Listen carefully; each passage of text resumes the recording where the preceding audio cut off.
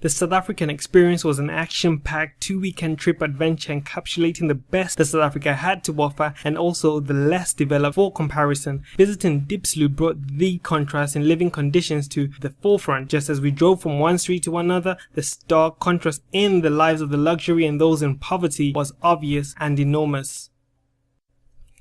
But we didn't shy from the local Johannesburg community. In fact, at one night we made the conscious decision to skip the very fancy restaurants and eat where the locals would eat normally. But before that, the night before, we had a meal at the hotel. Just for comparison, it cost about 120 rands per person. It was served with class and quality. The next day we went to Park Station, the locals' hive, to have our meal. Park Station is the biggest railway station in the whole of Africa, but next to it is a bus station with buses going all over the continent. Next to the bus station is the locals' hive, the place where we went to eat, the place where homeless people also come to find their meals. The sitting area looks open and shopkeepers serve from little cubicles. It looks just like an outdoor market with mini booths to order your food from. The food served is the kind people would normally eat at home, so no fancy chicken and fries. The price was more affordable, I guess you could say, about 25 rands for a whole meal, which was just as filling and delicious in my opinion as the restaurant food we had the night before. It was late at night, so we had to be careful. Johannesburg has a reputation for crime. Not long ago, my uncle had his car stolen just a few blocks from the place we were sitting in, but he still makes regular trips to Johannesburg. He has made the decision that he won't live in fear and isolation for the sake of a single incident. Bad things happen to people anyway, so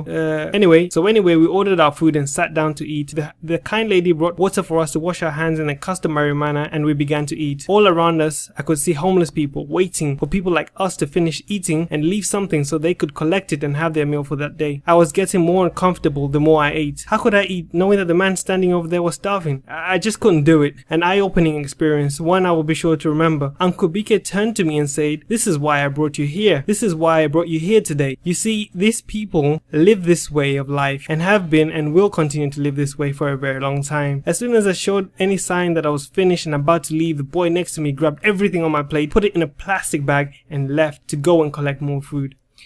We then made our way through the busy and noisy, overcrowded streets in order to reach the hotel. Uncle PK advised us to take another route to the hotel as he feared the path we used when coming was no longer safe at this time of night. The search for Wi-Fi connection in the suburb proved to be fruitless. However, the hotel we stayed in separated itself from the less civil surroundings and services with professional and safety. Our stay there was well worth it. In the morning, we decided to walk amongst the locals and try to purchase a few items. After I purchased a pair of trainers at a huge bargain compared to the British pricing, a certain guy walked to me with a memory stick and a memory card as if he had been watching us all along. He must have seen me make the purchase and thought now was his chance to also squeeze some money out also. My brother, here you go, slamming the memory card in my hands. I told him I didn't want to make a purchase, but he insisted and persisted for much longer. "Please, just show some support," he said. Because he immediately approached us in English, I knew he had already gauged we were not locals. He also wouldn't take no for an answer.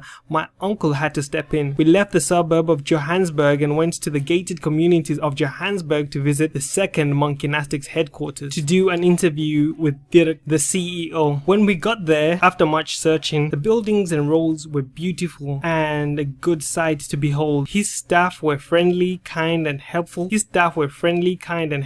They also provided us with a meal and some merchandise just to say thank you for coming. We then made a trip down to see the Nelson Mandela Bridge and then the cinemas and then also the tallest building in the whole of Africa, the Carlton Center. It's gonna come in the next series of pictures, look out for it. The Carlton Center, with its magnificent infrastructure and architectural prowess, the building stood tall and proud. I was able to connect to Wi-Fi and catch up with people at home. We then returned to the Monk Gymnastics headquarters in Pretoria to collect the girls, and on the way back, an unlikely event. As we were driving, we couldn't avoid seeing black limos and motorbikes taking charge of the roads. It was Barack Obama and the First Lady, Michelle.